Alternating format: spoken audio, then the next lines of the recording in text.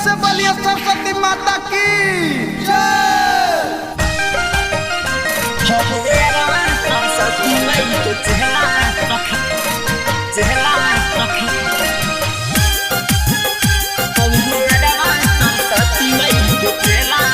Bittu DJ मलाही बाजार मंदिर के पीछे देखेला जब हमके पूजा में कलम कापी चढ़ावेला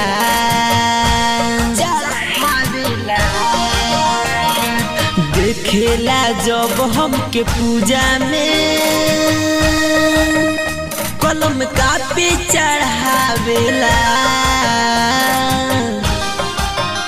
हवे अरवा सरस्वती माई के चेला सखी हवे अरवा सरस्वती माई के चेला सखी देखी हमरा के पूजा करावेला। अरे सखी कौन पूजा करावेला हो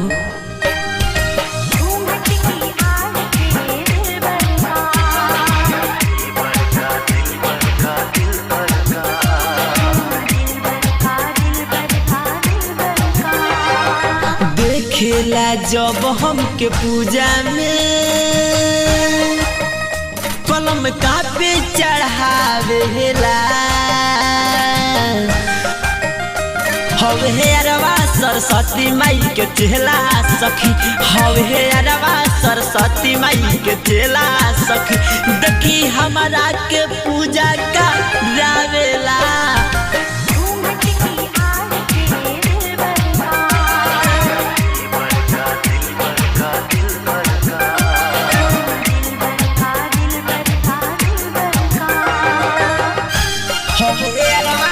बिट्टू डीजे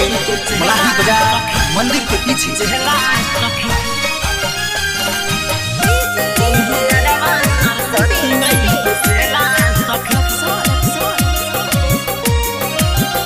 जहन से ज्यादा पूजा करेला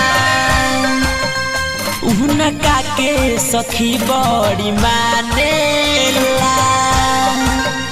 जहन से ज्यादा पूजा करेला उनका के सखी बड़ा मानेला देखेला जब हमके पूजा में कलम कापी चढ़ावेला देखेला जब हमके पूजा में कलम कापी चढ़ावेला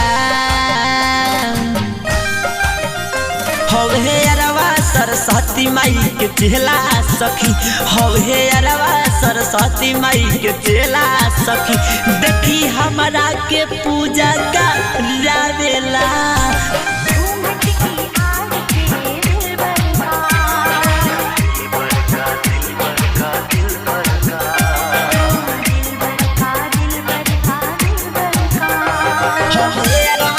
बिट्टू डीजे मलाही बाजार मंदिर के पीछे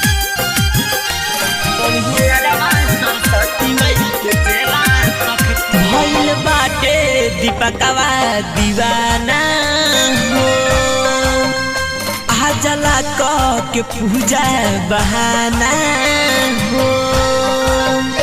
भइल बाटे दीपकवा दीवाना हो आजला कह के पूजा बहाना हो राइटर राजा किशोर गुडू से प्रसाद हो भेजा आवेला राइटर राजा किशोर गुडू से प्रसाद हो भेजा आवेला हवे अरवा सरस्वती माई के चेला सखी हवे अरवा सरस्वती माई के चेला सखी देखी हमरा के पूजा करावेला। अरे सखी कौन पूजा करावेला हो